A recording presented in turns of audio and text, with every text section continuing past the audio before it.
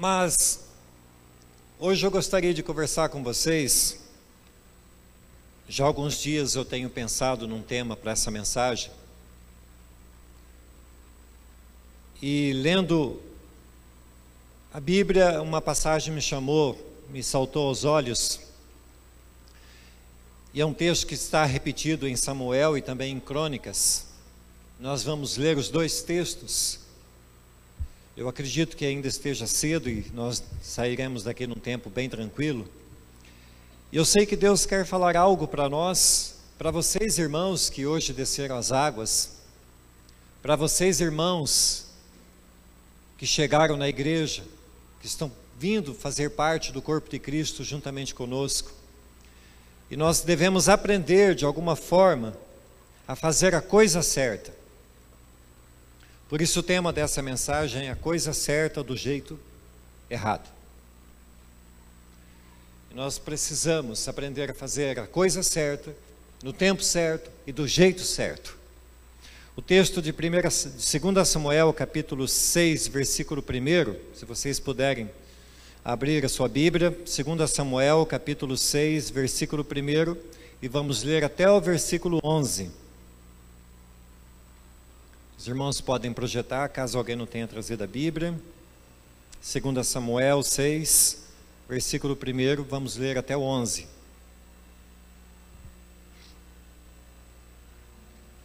Enquanto vocês abrem a Bíblia de vocês, eu queria chamar a atenção para algo, ainda antes da mensagem. Às vezes nós esquecemos alguns princípios que precisam ser lembrados. Nós somos uma igreja que não é como todas as outras, que quando começa o culto, alguém sobe aqui, cumprimenta os irmãos e dá início ao culto e logo em seguida vem a cerimônia. Nós somos uma igreja que começamos o culto a partir do toque do shofar. E eu tenho percebido alguma coisa que não é legal. A partir do momento que o shofar toca, a igreja deve lembrar o que significa isso. Que shofar é um toque de alerta, é um toque de convocação. Então, quando tocar o shofar, irmão, se ponha de pé, glorifique a Deus e não converse mais outras conversas que não sejam para a glória de Deus. Reverência, irmãos, reverência.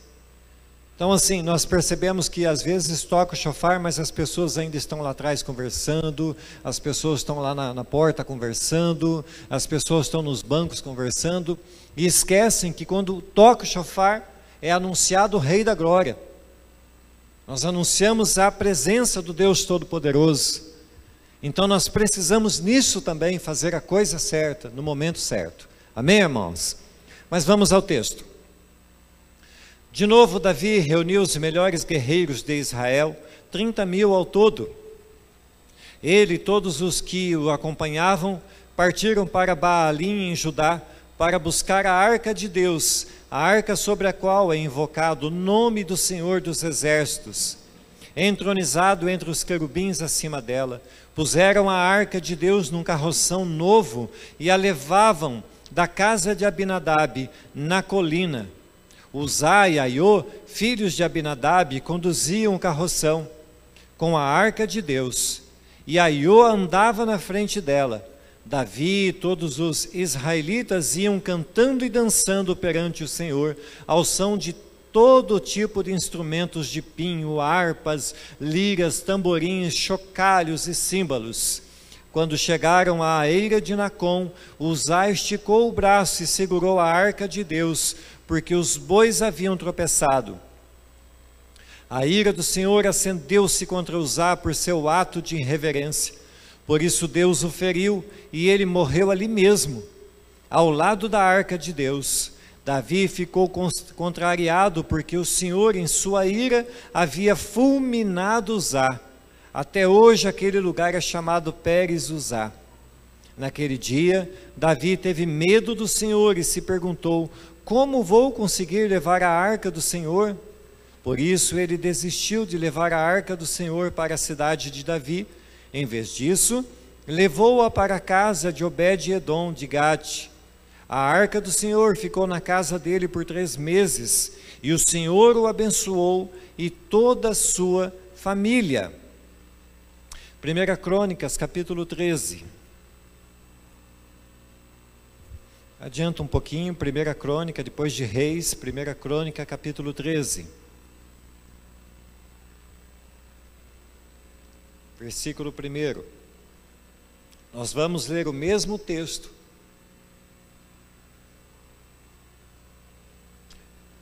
Amém? Depois de consultar todos os seus oficiais, os comandantes de 1000 e de 100, Davi disse a toda a Assembleia de Israel: se vocês estão de acordo e se esta é a vontade do Senhor nosso Deus, enviemos uma mensagem a nossos irmãos em todo o território de Israel e também aos sacerdotes e aos levitas que estão com eles em suas cidades para virem unir-se a nós. Vamos trazer de volta a arca do nosso Deus, pois não nos importamos com ela durante o reinado de Saul. Toda a Assembleia concordou, por isso pareceu bem a todo o povo.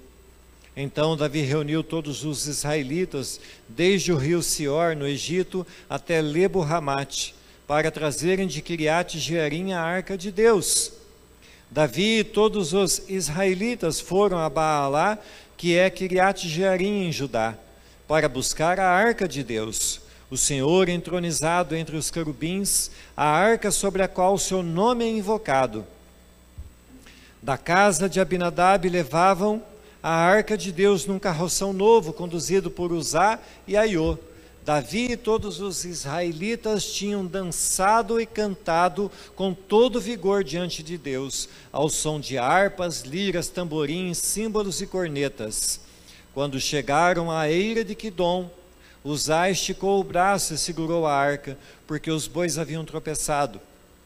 A ira do Senhor acendeu-se contra Uzá, e ele o feriu por ter tocado na arca. Uzá morreu ali mesmo, diante de Deus. Amém. Pai eterno, nós lemos a Tua palavra e carecemos, ó Deus, da revelação que vem pelo Teu Espírito Santo. Por isso eu te peço, Espírito Santo, fale conosco, abra o nosso entendimento, abra os corações dos irmãos que vão ouvir essa palavra juntamente comigo, Senhor. E que nós possamos juntos entender o propósito do Senhor revelado nesta palavra. Assim, em nome de Jesus, ó Deus. Amém. Nós devemos fazer com esmero a obra de Deus e cuidar para fazê-la de maneira não relaxada. Talvez à primeira vista, quando você lê um texto desse, fala: uau, que legal, Davi foi buscar a arca, reuniu todo o povo, preparou uma carroça, tudo certinho. Vamos buscar a arca, e você fala: que legal. Mas uma leitura um pouco mais minuciosa desse texto, e você vai verificar que há muitos erros. Erros esses que nós devemos poupar a nós mesmos de cometê-los. Por isso esse texto saltou aos meus olhos, e vi nele a necessidade de falar com vocês sobre isso nessa noite. Todo cristão autêntico anseia por fazer a coisa certa, não é, irmãos? Não ansiamos por fazer a coisa certa? Não pecar contra Deus, obedecer os seus mandamentos, cumprir a sua palavra, praticar a sua palavra, ouvir a sua voz, dar bom testemunho. Não é isso que nós desejamos, não é isso que nós ansiamos como corpo de Cristo. Mas aí vem uma pergunta para nós: mas será que nós, todos cristãos autênticos, conseguimos fazer a coisa certa?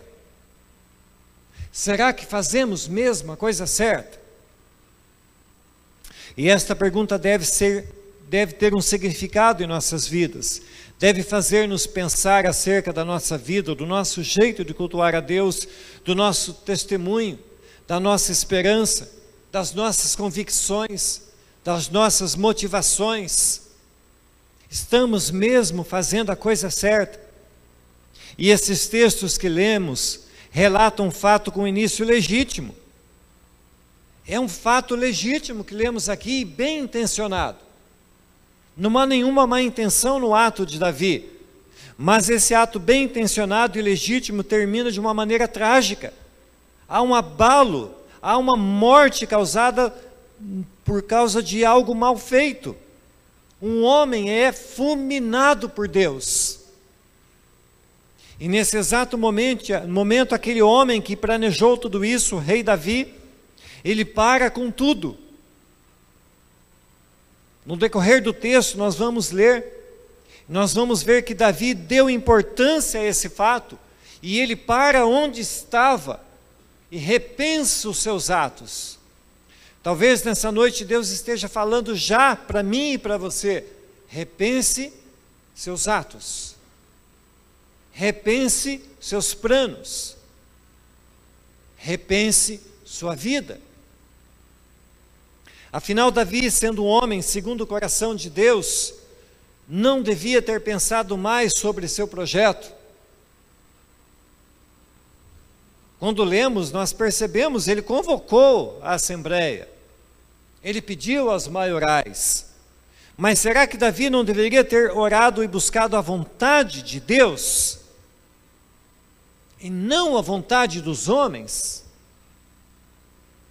E é sobre estas coisas que eu quero falar com vocês nessa noite. Que esta palavra confronte a mim e confronte você. O primeiro tópico diz assim: um encontro, basta um. É inevitável se encontrar com Cristo e não ter a vida impactada. Todos que tiveram encontro com Ele nunca mais foram os mesmos, nunca mais. O cobrador de impostos, os cegos, os leprosos, a mulher do fluxo de sangue, a filha de Jairo, a viúva de Naim, os pescadores, a mulher adúltera, e ainda outros tantos que a Bíblia não menciona, mas a mesma Bíblia diz que, se fossem contados todos os milagres, todos os atos de Jesus, não haveria espaço no mundo para tantos livros. E certamente todos eles foram afetados pelo seu amor, por seus olhos penetrantes, e eu penso de imediato, cada uma dessas pessoas que tiveram um encontro com Deus, que olharam nos olhos de Jesus, se tornaram missionários, pessoas que começaram a proclamar as boas novas de Cristo, pessoas que depois de um encontro como esse nunca mais foram os mesmos. Lembra da mulher samaritana? Ela chega à fonte e de repente troca uma conversa com um homem estranho, e esse homem não era ninguém menos do que Jesus. E Jesus dá a ela uma água que saciaria a sede dela por todo sempre. De imediato essa mulher sai dali e vai à sua vila, prega a seus familiares, levando dessa água que saciaria também a sede deles. Não há como ter um encontro com Jesus e não ter a vida transformada, e não desejar transformar também a vida das pessoas. Lembra do endemoniado de Gadara? Gadara hoje é uma cidade chamada Case. Ele provavelmente foi o primeiro missionário da Jordânia. Eu achei isso super interessante quando eu estava pesquisando. Uma cidade que ainda existe até hoje, com outro nome, mas ela está lá. E aquele homem endemoniado é liberto por Jesus. E ele fala: Jesus, eu quero ir com você. E Jesus fala para ele: não, você não vai comigo. E lá em Marcos 5, 19 e 20 diz assim: Jesus não deixou e disse: volte para casa e conte aos seus parentes o que o Senhor lhe fez e como ele foi bom para você. Então ele foi embora e contava na região das 10 cidades o que Jesus tinha feito por ele, e todos ficavam admirados. Você tem contado o que Jesus fez na sua vida? As pessoas têm ficado admiradas com o seu testemunho. A história da Arca da Presença de Deus mostra-nos que todos que tiveram oportunidade de estar na sua presença sofreram consequências. Se agiram bem, foram abençoados, mas se agiram mal, foram condenados. A sua imprudência trouxe consequências. Como nós nos portamos ante a presença do Deus Todo-Poderoso? O texto que nós lemos diz que Davi decidiu buscar a Arca da Aliança e trazê-la para Jerusalém. Mas afinal, o que tem de errado nisso? A arca devia mesmo voltar para Jerusalém? E o que há de errado em Davi buscar, de tomar essa decisão? E para chegarmos a esse tempo de Davi, eu gostaria de caminhar numa história anterior, voltar alguns anos, ir lá no tempo de Samuel, jovenzinho na casa de Eli. E quero, irmãos, que vocês entendam, com essa história que nós vamos ler, com essa mensagem que Deus tem para nós hoje, que todo ato perverso contra Deus tem consequência. Tudo que é feito com irreverência diante de Deus tem consequência. Nada, absolutamente nada, passa despercebido ante a face de Deus. É certo e sabido que os seus olhos correm por toda a terra. Tudo que nós fazemos está patente aos olhos do Senhor. Lá na história de Samuel, lá atrás, quando ele era um jovenzinho, Eli tinha 2 filhos, um tal de Ófine e um tal de Finéias, e eles eram homens de má índole, não tinham caráter, sua natureza era perversa. 1 Samuel 2,12 fala que eram filhos de Belial. Aliás, você sabe o que significa Belial? Quando você lê a Bíblia e você não entende uma palavra, você busca no dicionário. Você deve fazer isso, irmão. Belial significa imprestável. E esses meninos não se portavam bem diante de Deus. Portanto, Deus determinou sobre eles um castigo de morte. E a palavra do Senhor nos relata que os israelitas saíram contra os filisteus em batalha, lá em 1 Samuel capítulo 4, e fala que eles foram derrotados, que sofreram uma amarga derrota.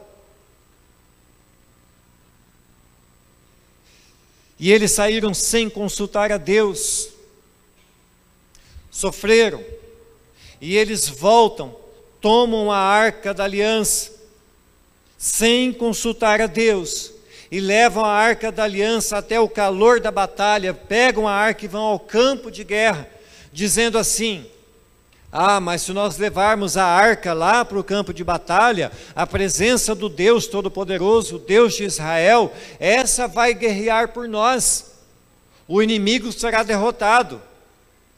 Às vezes nós achamos que estamos fazendo a coisa certa, mas estamos fazendo a coisa errada.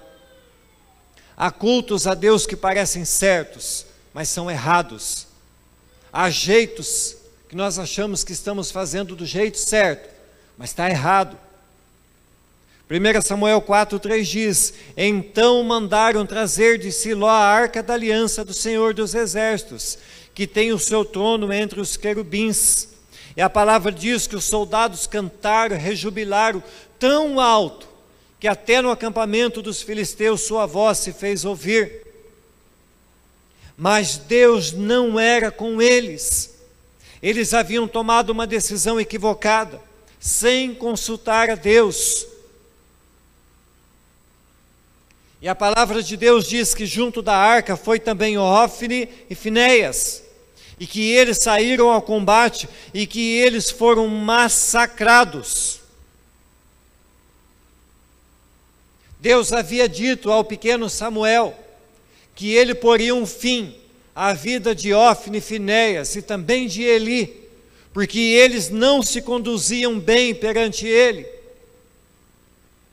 Eram homens de Belial, eram imprestáveis, eram execráveis. Eli, como pai, não chamou a atenção dos seus filhos, e Deus determinou uma palavra de morte sobre eles, e essa palavra se cumpriu exatamente na desobediência deles, porque eles não estavam autorizados a levar a arca ao campo de batalha. O resultado é que eles perdem a guerra. Milhares de soldados morrem. Hófni e Finéias morrem. Eli, na casa dele, quando sabe da notícia, morre. A arca é levada pelos filisteus. A arca que era tão valorizada na presença do povo de Israel, agora ela passa de mãos. Ela deixa de estar com o povo escolhido de Deus e é levada ao meio dos filisteus. Mas lá em meio aos filisteus, Deus também pune os filisteus, trazendo doença sobre eles. O que os filisteus fazem? Ainda não servindo a Deus Todo-Poderoso, eles devolvem a arca e enviam de volta num carro de bois. E por fim essa arca, nós vamos ver daqui a pouco, ela vai parar lá na casa de Obed-Edom. Ela fica na casa de Abinadab, até o tempo de Davi. Percebam que a arca ficou longe por muitos e muitos anos. Quando nós consultamos a Deus e nos sujeitamos à sua vontade, Ele peleja por nós. Observem que há duas mensagens nesse texto. A primeira é que o povo buscou fazer a sua vontade. O povo não buscou a vontade de Deus. Levaram a arca indevidamente ao campo de batalha. E perderam, e foi grande a sua derrota, e foram humilhados, porque não buscaram a vontade de Deus. Mas de repente, quando consultamos a Deus, as coisas mudam. Ainda em Samuel, capítulo 7, versículo 5 em diante, diz que os israelitas se reúnem em Mispá para orarem e jejuarem. E os filisteus, sabendo disso, novamente vêm contra eles. Passa-se um tempo. E o povo então reúne-se numa cidade, num lugar, para orarem e jejuarem. Novamente diz a palavra que os filisteus vêm contra eles. E o que eu quero dizer para vocês é que não há folga. Não há tempo de paz. Não há como você baixar a guarda. O inimigo nunca vai desistir de perturbar a sua vida. O inimigo nunca vai desistir de perseguir você. Quando você for orar e jejuar, ele vai tentar contra você. Aonde você for, o inimigo estará sempre tentando contra a sua vida. Mas há uma diferença crucial aqui, entre estar na vontade de Deus e não estar na vontade de Deus. A palavra diz assim: e disseram a Samuel: não pare de clamar por nós ao Senhor nosso Deus, para que nos salve das mãos dos filisteus. Então Samuel pegou um cordeiro ainda não desmamado e o ofereceu inteiro como holocausto ao Senhor. E clamou ao Senhor em favor de Israel, e o Senhor lhe respondeu. Enquanto Samuel oferecia o holocausto, os filisteus se aproximaram para combater Israel. Naquele dia, porém, o Senhor trovejou um fortíssimo estrondo contra os filisteus e os colocou em pânico. E então foram derrotados por Israel. Quando nos colocamos diante de Deus e buscamos a sua vontade, quando colocamos Deus em primeiro lugar, quando clamamos a Deus, assim como o sacrifício foi feito por inteiro, assim como nós devemos nos apresentar diante dele por inteiros. Devemos ter uma vida íntegra, por inteiro diante de Deus, em tudo quanto fazemos. E aí a palavra diz que Deus trovejou contra os inimigos. Quando você, meu irmão, minha irmã, tentar fazer as coisas do teu jeito, sem se sujeitar a Deus, o inimigo virá contra você e você perderá. Mas quando você se sujeitar a Deus e deixar que Deus guerreie em seu lugar, então o inimigo será afugentado, o inimigo será destruído. Decisões que não passam pelo crivo da cruz nos levam ao fracasso. Ore a Deus antes de tomar decisões. Ore a Deus antes de assinar um documento. Ore a Deus antes de fazer qualquer coisa. Busque em Deus mansidão. Busque em Deus domínio próprio. Busque os frutos do Espírito Santo. Ele vai te auxiliar. Ele vai guerrear por você. É esse Deus que troveja contra os inimigos que nós servimos. É esse Deus que venceu o inimigo na cruz. Então não queira fazer do teu jeito, mas busque a vontade de Deus. Deixe Ele guerrear por você. Mas Davi decide buscar a arca. Após muitos anos, a arca ficou perdida. Ficou na casa. Estava guardada, mas não estava no devido lugar. Passou-se o tempo. Mais de 40 anos, e nós chegamos até Davi, e Davi resolve buscar a arca e trazê-la para Jerusalém, e a Bíblia diz que o povo estava feliz, afinal essa arca é a presença de Deus. Davi e todo Israel alegravam-se perante Deus, com todo o seu empenho, em cânticos, com harpas, com alaúdes, com tamborins, com símbolos, com trombetas. Olha que festa, olha que culto maravilhoso, o povo estava feliz, afinal foi tomada uma decisão, mas a palavra diz que algo daria errado, e por quê? Davi consultou todo o povo, capitães, príncipes, sacerdotes, levitas, mas há um ditado popular que diz assim, que vox populi vox Dei. Não, vox populi, vox Dei, não. A voz do povo não é a voz de Deus. Deus é único e poderoso, e Ele nos tem falado pela palavra dEle. A voz do povo não sabe direção. A voz do povo é aquela que anda nas massas. Nós devemos buscar a vontade de Deus e a palavra dEle. Hebreus 1:1 diz assim: há muito tempo Deus falou muitas vezes e de várias maneiras aos nossos antepassados por meio dos profetas. Mas nesses últimos dias falou-nos por meio do Filho. Há um Cristo revelado, irmãos. Há um Cristo revelado na palavra dEle. É por aqui que Ele fala conosco. Não é pela voz do povo. É pelo que a palavra diz. Esse é o norte. Esse é a bússola. Esse é o lugar onde nós encontramos direção. É esta palavra que deve nortear toda a nossa vida.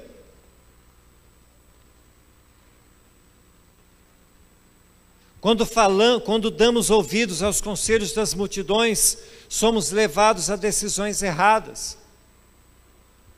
É a palavra que nos diz a direção certa. É o Espírito Santo que nos conduz no lugar certo. É Ele que nos ensina todas as coisas. Mas a palavra diz que Davi se foi, e com ele uma grande multidão festejando. Chegando a Baalá, em Judá, na casa de Abinadab, para pegar a arca, mais um erro. Versículo 1 de capítulo 7 diz assim, aliás, versículo 7 do capítulo 13, colocaram a arca num carro de bois novo, e a levaram embora da casa de Abinadab. Uzá e Aiô guiavam o carro. Observe, irmãos, que há um zelo aqui. Não foi feito de qualquer maneira conforme nós olhamos. A palavra diz que eles colocaram a arca num carro de bois novo. Olhando por cima do texto, nós falamos, legal, Davi mandou tudo certo. Os bois melhores, o carro novo. Mas há um erro terrível aqui. A forma de culto estava errada. Por isso nós devemos olhar para nós e ver a forma de culto que temos feito. Como a nossa vida tem sido um culto a Deus. Como os nossos atos têm sido um culto a Deus.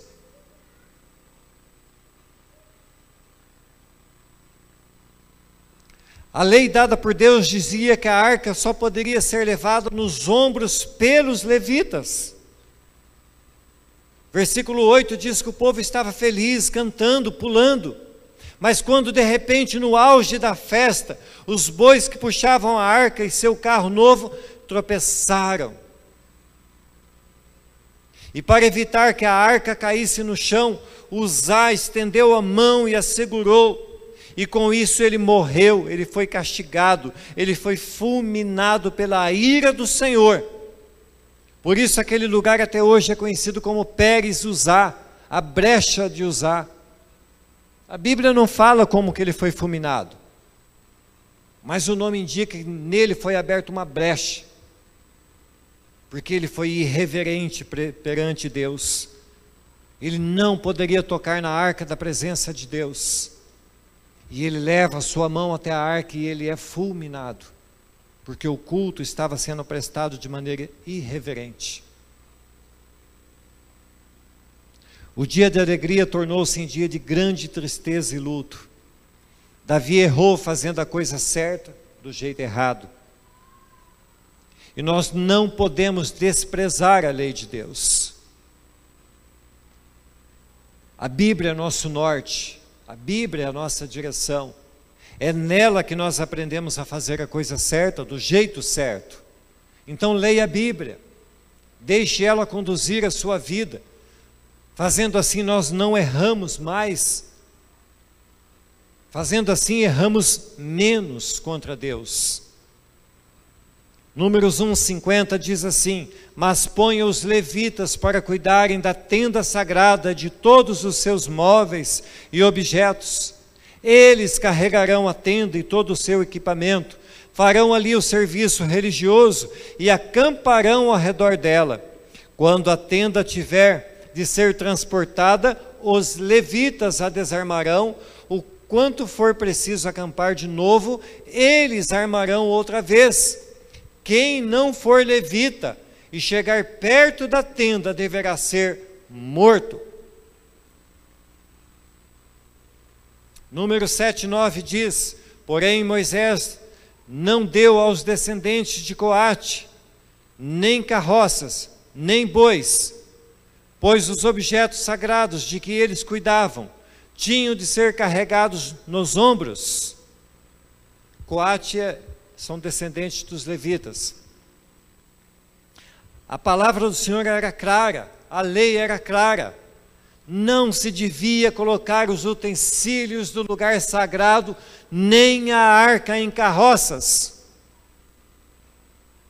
Deveria ser carregada nos ombros pelos levitas. A palavra é clara para nós. Ela está nos dizendo: leia a Bíblia. Lendo a Bíblia, você não pecará contra Deus. Leia a Bíblia. Ela é aquela que nos norteia, que nos ensina a fazer as coisas de maneira certa. Se eles tivessem prestado atenção ao que a lei dizia, Uzá não teria morrido. Não teria sido cometido um erro gravíssimo. Não podemos fazer a obra de Deus relaxadamente, pois nem tudo que parece certo é de fato certo. Tudo que fazemos deve ser feito com esmero. Vir à igreja exige de nós esmero. A palavra do Senhor diz: guarda o teu pé quando entrares na casa do Senhor. Quando dançamos, é para a glória dele. Quando cantamos e tocamos, para a glória dele. Quando pregamos, para a glória dele. Tudo na igreja tem que ser para a glória de Deus. A nossa vida deve ser uma vida de louvor e adoração eterna diante dele. Nós somos um só. Fomos amados por ele, fomos salvos por ele e prestamos culto a ele todos os dias, desde o momento que abrimos os olhos ao momento que fechamos os olhos. E se nós temos o Espírito Santo em nós, até os nossos sonhos glorificam a Deus.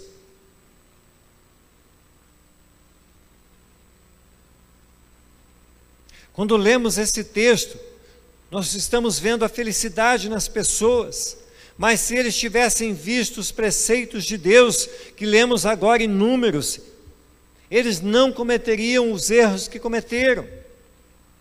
Mesmo sendo Davi rei, ele não podia mudar a forma de culto.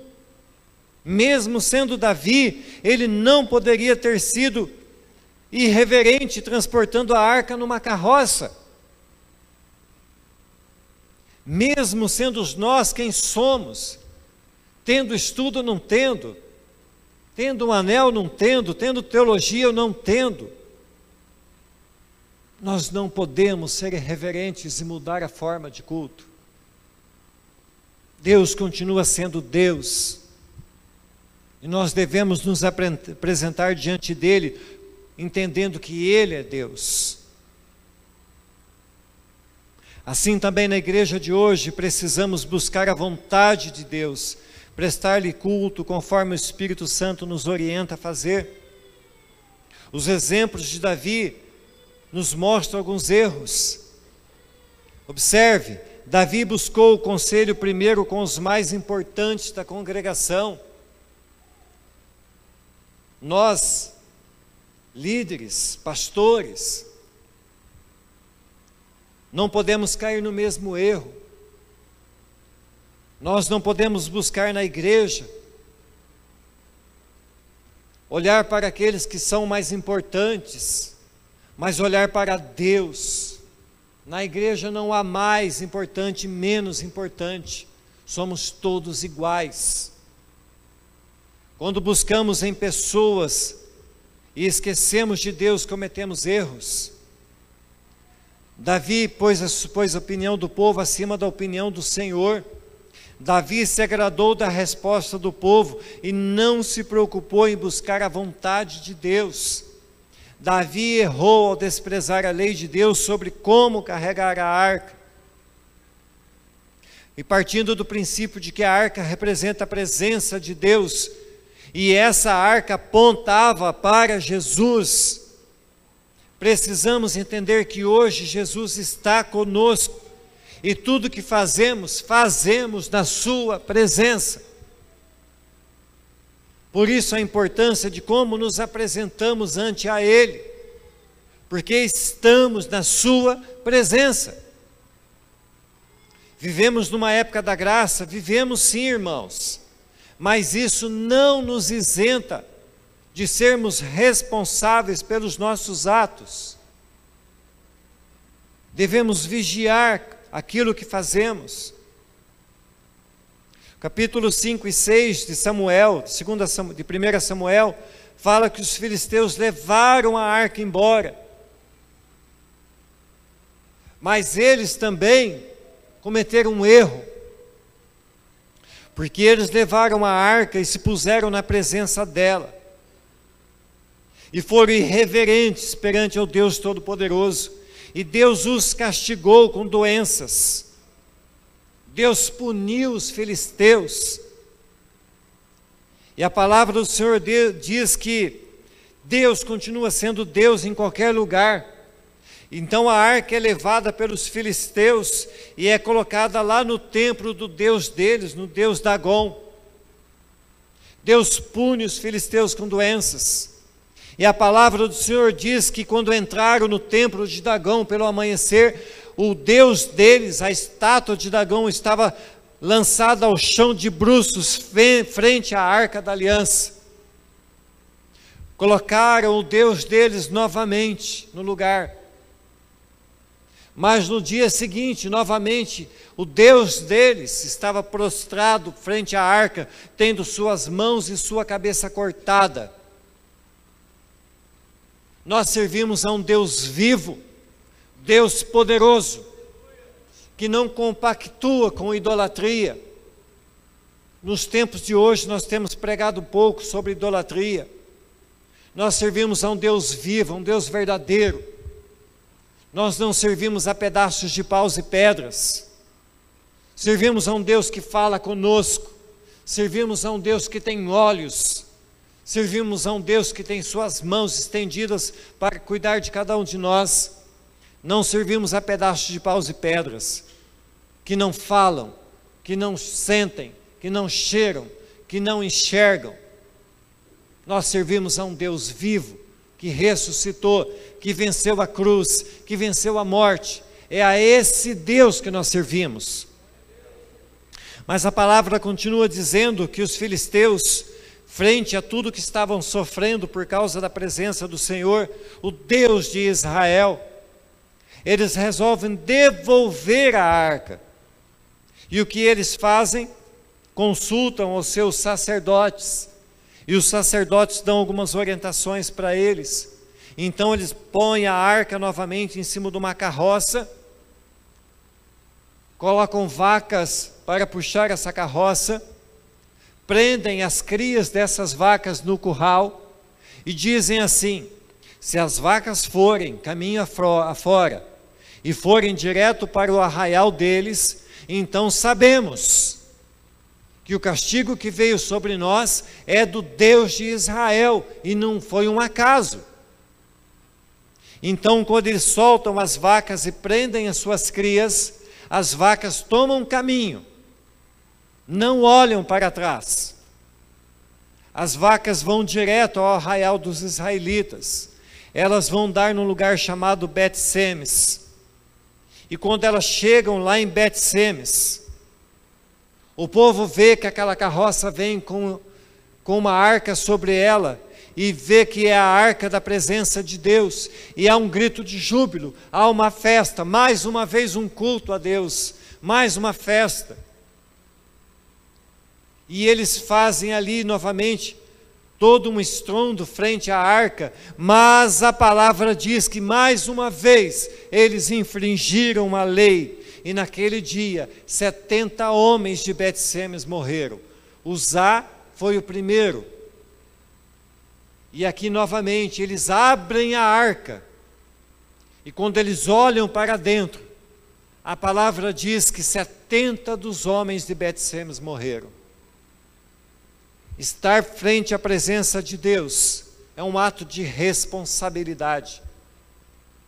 Hoje, graças a Deus, estamos vivendo o tempo da graça, e Deus não nos fulmina por nossa irreverência, Deus não nos fulmina pela nossa falta de respeito, Deus não nos fulmina quando assistimos o que não devemos, mas o tempo da graça também vai acabar. E se Cristo voltasse hoje buscar a igreja dele, como eu e você estaríamos? O ato de Davi ter posto a arca sobre o carro novo de bois pode nos dar algumas lições também, irmãos. Quando Davi vai lá e pega um carro novo, coloca bois, coloca a arca sobre aquele carro novo, e aqui nós vemos algumas lições para nós, e Deus nos tem dado direções de como cultuá-lo, de como adorá-lo. O fato de Davi usar um carro de bois e não os levitas para transportar a arca diz respeito a fazer a sua obra de maneira relaxada, trocando a perfeição de Deus por métodos humanos. O que mais vemos hoje são igrejas com métodos. Por que nós temos grupos familiares?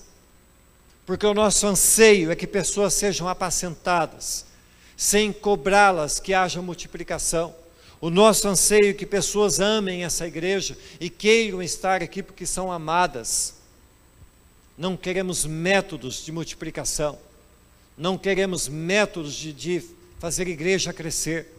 Queremos que o Senhor nos envie pessoas e que nós possamos cuidar dessas pessoas com carinho e cuidar dessas pessoas com esmero, cultuar a Deus cuidando dessas pessoas. É assim que é o anseio do meu coração, é assim que é o anseio do coração da liderança dessa igreja, que possamos sempre fazer a coisa certa, do jeito certo, mas não por métodos humanos, mas pelo amor que o Espírito Santo tem derramado em nossos corações, amando pessoas, nos gastando por pessoas.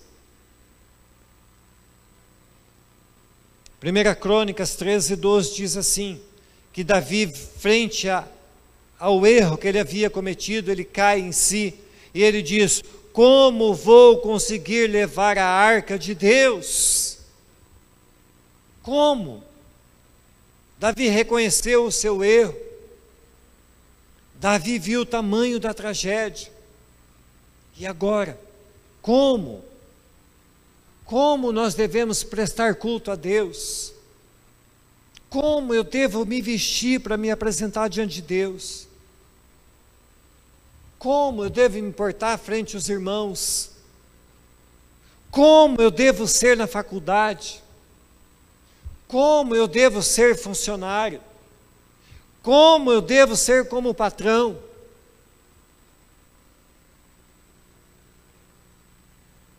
A resposta vem em Crônicas 15:2.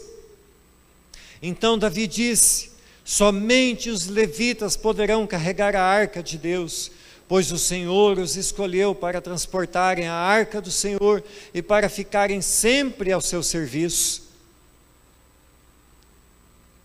Hoje não existem mais levitas, nós chamamos os irmãos do louvor, os irmãos do grupo de serviço, de levitas, e os são por serem dedicados, mas todos nós hoje somos reis e sacerdotes, todos nós hoje prestamos serviço a Deus, somos comissionados por Jesus a levá-lo a todas as nações. Quando confiamos nossa obrigação a outros, poderão haver tropeços. Irmão, preste atenção nisso, aquilo que Deus deu para você fazer, não delegue a outra pessoa. O dom que Deus deu para você, exerça-o. A obra que Deus pôs na sua mão, faça. Não delegue a sua responsabilidade a outro. Se Deus tocou no seu coração para você falar dele para o seu vizinho, fale. Se Deus colocou no seu coração para pregar para o seu funcionário, pregue. Se Deus te falou para você pregar para o seu patrão, pregue. Não fuja da responsabilidade. Quando nós delegamos à pessoa errada aquilo que Deus colocou no nosso coração para fazer, há prejuízo.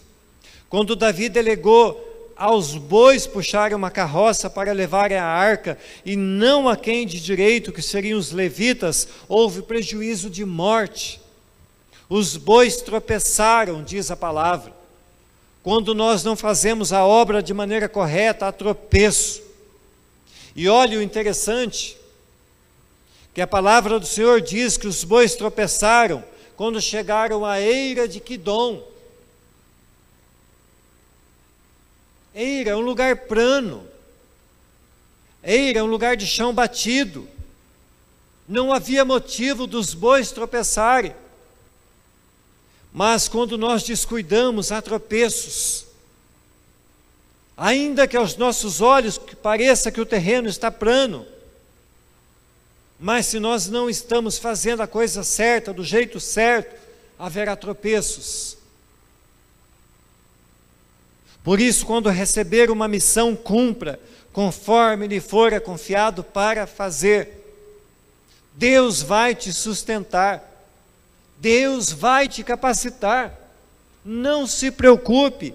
Ah, pastor, mas eu sou tão tímido. Deus disse: abre a tua boca e eu falarei por você. Abre a tua boca, deixa que Deus coloque as palavras. É Ele que quer falar, irmão. Mesmo tendo errado, Davi não desistiu. Ele quis e continuou, mas ele buscou a vontade de Deus para dessa vez levar a arca a Jerusalém da maneira certa. Crônicas 15:4 fala que Davi reuniu os filhos de Arão e os levitas, preparou um lugar para pô-la, no versículo 12, reconheceu a necessidade da santificação e quem de fato devia subir a arca ao lugar preparado. Ele busca a família de Arão, ele busca os levitas, ele conclama jejum, ele conclama oração, ele conclama santidade, ele conclama o povo certo para fazer a coisa certa. E então a arca é colocada sobre os ombros dos levitas, e ela é levada. Na presença do Senhor há alegria, quando fazemos a coisa certa. Crônicas 15, versículos 16 até o 24, vai falar que Davi reuniu músicos, que Davi reuniu cantores, que Davi reuniu porteiros, todos juntos fazendo a sua parte para que na presença do Senhor tudo fosse feito com festa, com alegria e com organização. Por isso precisamos saber que na igreja não existem maiores e menores, todos são importantes. Cada um de nós tem uma importância dentro da igreja. Cada um de nós tem um papel para ser feito na igreja. Deus tem um chamado para cada pessoa. E o Espírito Santo distribui seus dons e nos capacita para cumprirmos essa missão, de irmos e pregarmos a sua palavra e torná-lo conhecido diante de todos os povos. Observem a diferença quando Davi buscou a presença de Deus, quando Davi buscou a vontade de Deus, quando Davi procurou fazer a coisa certa do jeito certo. A arca então foi levada para Jerusalém, haviam músicos, haviam cantores, haviam porteiros, havia consagração, havia oração, havia jejum, e a arca foi levada da maneira certa até o seu destino. Observe que o próprio Senhor nos ajuda a fazer a sua obra. Querido, você não tem capacidade alguma para fazer. Eu não tenho capacidade alguma para fazer. É Ele que faz. Nós somos meros instrumentos na mão dEle. É Ele que nos ajuda a fazer. A palavra diz assim: e sucedeu que, havendo Deus ajudado os levitas, que levavam a arca do pacto do Senhor, sacrificaram 7 novilhos e 7 carneiros. Ele nos ajuda, a sua obra é perfeita. Não tema fazer a obra dele, apenas busque fazê-la da maneira certa, e Ele vos ajudará. Quando fazemos a coisa certa, do jeito certo, tudo estará a nosso favor, ainda que surjam dificuldades, ainda que os montes sejam altos, ainda que as águas sejam bravias. Mas se é o Senhor nos ajudando, nós conseguiremos, nós venceremos, nós chegaremos ao lugar de destino, nós romperemos as barreiras. Há uma promessa feita por Jesus, e Ele diz: eis que estou convosco todos os dias até a consumação dos séculos. Há uma presença constante, há um Espírito que nos encaminha. É esse Deus que servimos. E já não precisamos fazer sacrifícios. A palavra diz que eles sacrificaram 7 novilhos e 7 carneiros.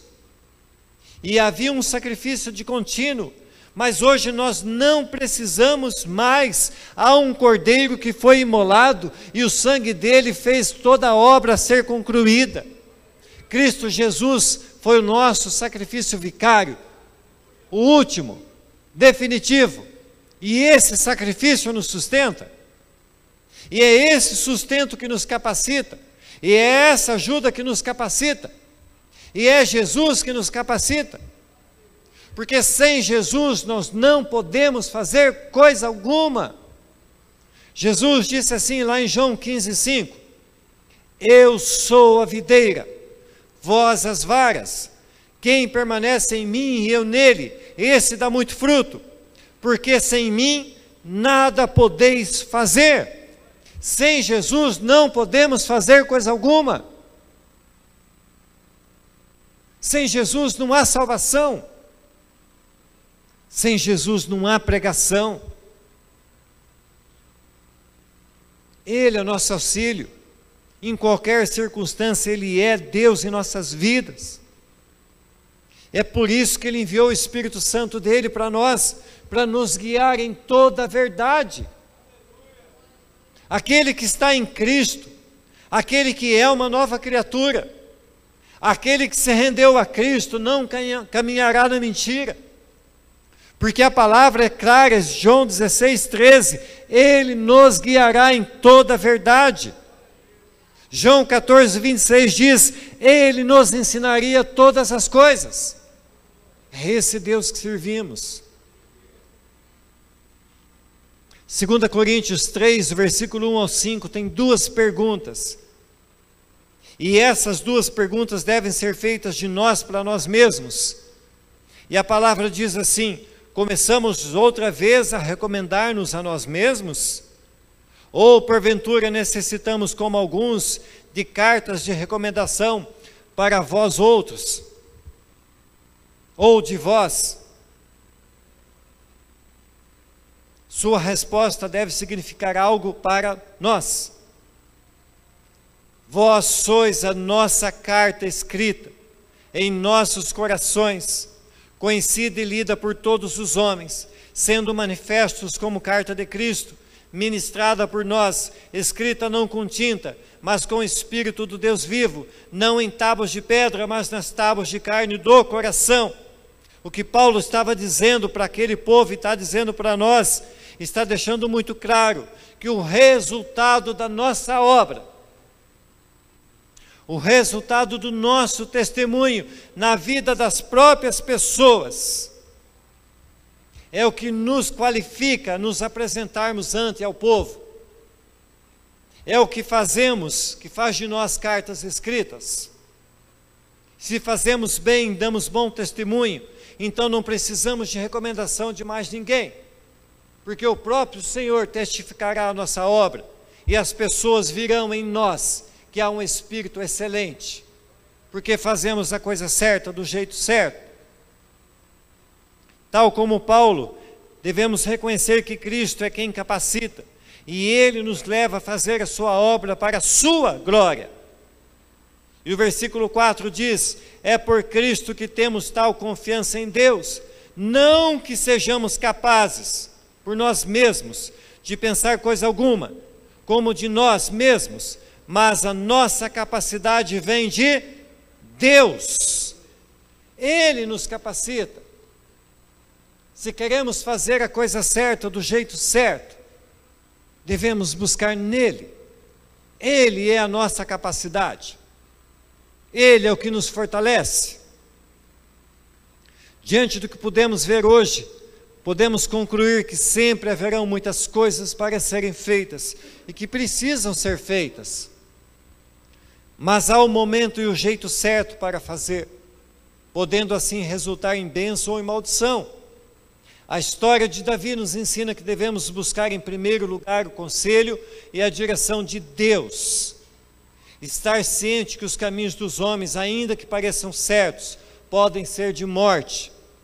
Devemos saber ainda que precisamos rever sempre nossas experiências com Deus, nossa forma de culto, nosso tempo de oração, nosso tempo de consagração, para não incorrer em apenas gritos, danças, festas, músicas. Assim como eles estavam fazendo, a palavra diz que eles pulavam, cantavam, dançavam, tocavam, mas o culto deles era irreverente, porque o jeito era errado.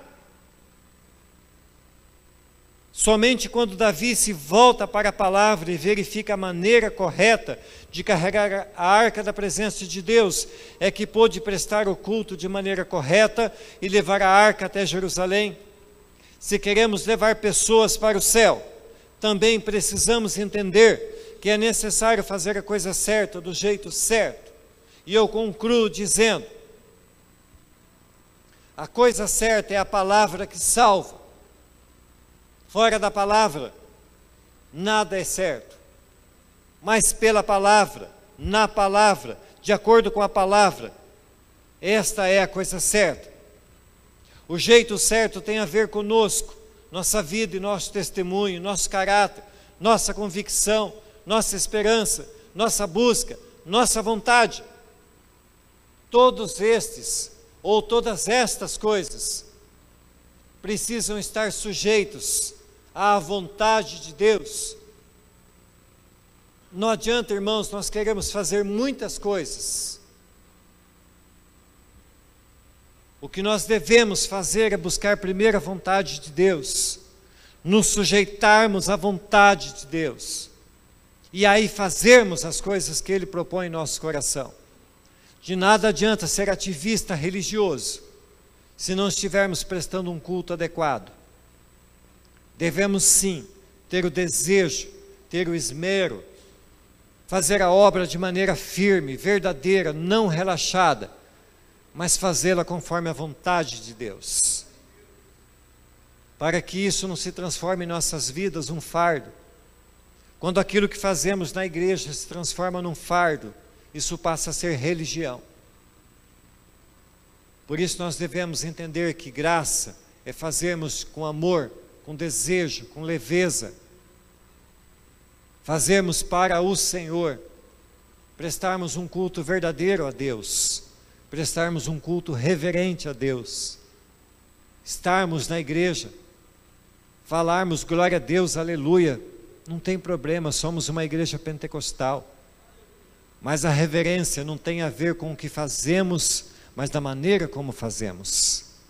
Então glorifique a Deus, louve a Deus, honre a Deus com seus atos, deixe Deus usar a sua vida, seja bênção na presença de Deus na vida das pessoas. Amém, queridos? Amém? Glória a Deus, que Deus abençoe vocês. Gostaria que vocês ficassem em pé. Davi nos ensina muitas coisas, e nós devemos aprender com a palavra de Deus a sermos reverentes diante de Deus. Vamos orar. Querido Deus Todo-Poderoso, louvamos e glorificamos o Teu nome, Senhor Deus, que é a experiência de Davi, Senhor Deus, que os erros de Davi, mas também os acertos de Davi, Senhor Deus, norteiam nossas vidas. Que todos nós, ó Deus, possamos, ó Deus, andar diante de Ti na maneira correta, prestar culto correto, glorificar o Teu nome em tudo quanto fazemos, ó Deus. Que a Tua graça nos envolva, cuide de nós, nos dê a direção certa, Senhor Deus, nos acolha em Seus braços sempre eternos. Fale conosco, Espírito Santo, nos dê a direção. Cuida de nós, Deus Todo-Poderoso. Peço, Pai, abençoa os meus irmãos, que tenham eles uma semana abençoada na Sua presença, que a Tua graça cuide de cada um deles, que a necessidade de cada um deles seja suprida, que a Tua palavra seja revelada a cada um deles. Assim, Deus, em nome do Senhor Jesus Cristo, nós oramos. Terminamos esse tempo agora de cerimônia, ó Deus, o culto na igreja, ó Pai, mas o culto que prestamos a Ti, Senhor Deus, que ele nunca cabe, Senhor Deus, que daqui até a eternidade estejamos diante de Ti, cantando um culto, ó Deus, cantando um louvor de adoração a Ti. Deus bendito e maravilhoso, abençoe, Senhor Deus, esta igreja, abençoe esta congregação, Senhor Deus, faz de nós, ó Deus, servos verdadeiros, desejosos de estar diante de Ti, cultuando o Senhor Deus todos os dias. Pai, em nome de Jesus, assim oramos, gratos por esta semana, Grato pelos irmãos que chegaram-se a nós nesse dia. Grato pelos irmãos, ó Deus, que foram batizados hoje. Grato a Ti, ó Deus, por Tua obra maravilhosa, por Tua misericórdia que é sempre eterna sobre nós. Assim, Deus, oramos, assim cremos, em nome de Jesus. Que o Teu grande amor, Senhor Deus, seja derramado sobre a Tua igreja. Que o amor do Senhor Jesus Cristo, que a união que há nele venha sobre esse povo. Que a graça desse Jesus maravilhoso esteja derramada. Que a consolação do Espírito Santo esteja sobre a Tua igreja, Senhor Deus. Assim seja em nome do Senhor Jesus Cristo. Amém.